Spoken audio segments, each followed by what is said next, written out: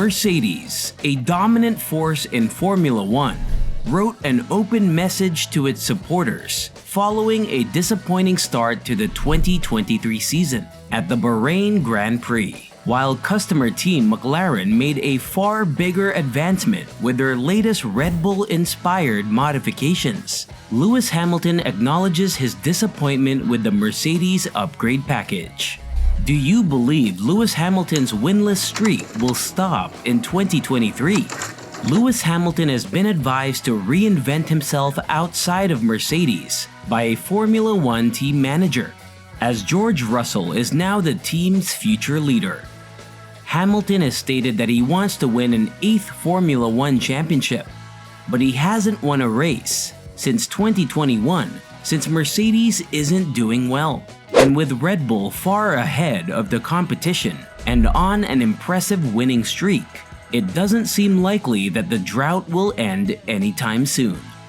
Right now, the 7-time world champion can't even imagine facing Max Verstappen in competition. Besides, he is facing a far closer battle elsewhere. Russell came from Williams to join the club last year and fit right in. Despite the team's performance issues, he had a steady run of excellent finishes throughout the season, culminating in his maiden Formula One victory in Brazil, where he defeated Hamilton and outscored his teammate by 35 points overall. Former F1 team boss Eddie Jordan needed enough data to decide what to do next, because Russell beat the 7-time world champion last year. Although all indications point to Hamilton signing an extension when his Mercedes contract expires at the end of this year, the 75-year-old believes it would be wiser to start over.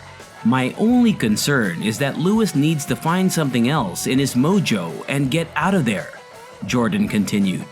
Like he did with McLaren, he must move on. Lewis, get out of the Mercedes.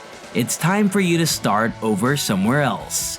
However, Coulthard feels that Russell's victory over Hamilton is merely a result of Mercedes' lack of title rivalry. You have two drivers at different stages of their careers, the Scot remarked. The powerful Lewis is still there. It simply won't become apparent until the Mercedes reaches its peak power. George is simply there all the time, since this is the best car he has ever driven. He isn't burdened by Lewis's indecision over whether to re-sign for another year or pursue a world championship. Thus, he has a lot more responsibilities. George is a huge asset to the team and is performing brilliantly. Not that Lewis isn't doing a fantastic job, it's just that the vehicle isn't speaking to him at the moment. When it does, Lewis should be able to tell George why he has won 7 world titles. It's Hamilton's astonishing 14th podium at Silverstone. Take a look at this. Since 2014, he has appeared on the podium each year, and in 2020, he did so twice.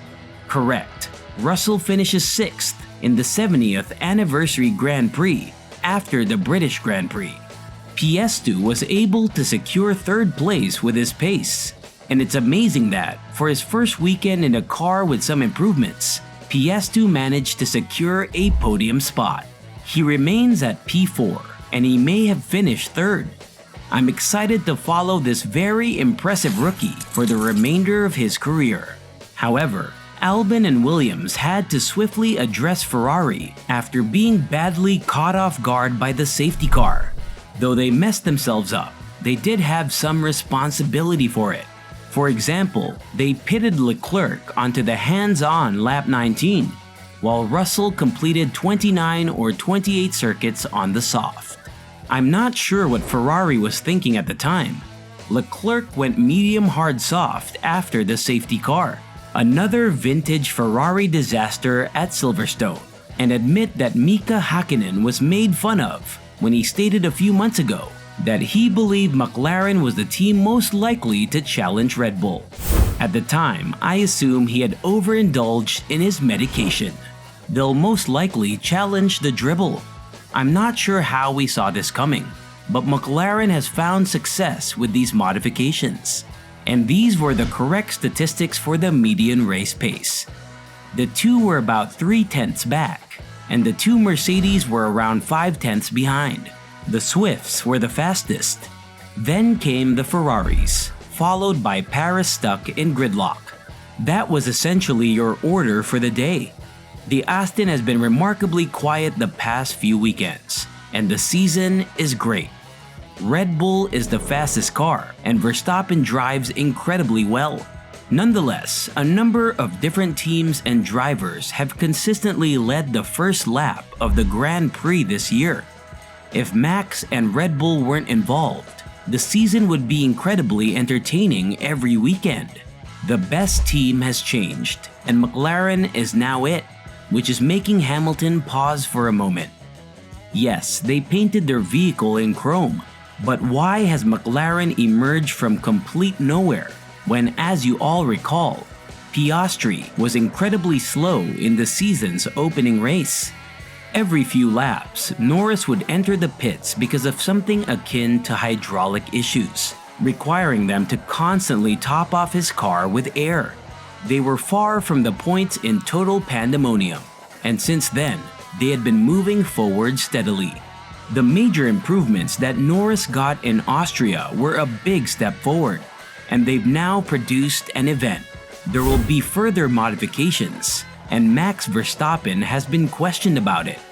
It's a humorous picture, to be honest, but the question was asked of him before. How well do the other teams play? Mercedes is the best car and will keep getting better, even though Red Bull is currently the best team. And the scary thing is, they're still introducing improvements. Max's experience confirmed that there will be hunger in the next race, and additional changes will be made. They will consequently win most of the races this year, if not all of them. But Mercedes will be thinking, hang on a second, how did things end up like this? McLaren, Aston Martin, and Williams all use Mercedes engines this year. All three of those teams have occasionally outperformed the Mercedes, most recently in qualifying. The second fastest team, Mercedes, is 3/10 faster than Aston. Even though it appears to be an improved Mercedes, McLaren performed better than the Mercedes in a number of different ways. Despite Mercedes' call for help, Milton Keynes still has a dominant position in Formula 1, and Mercedes' suffering has worsened. If you like this video, please subscribe to our channel so we can provide you with more Formula 1 videos. Hit the bell icon and always remember the thumbs up too. Don't forget to check out our other videos on our YouTube channel.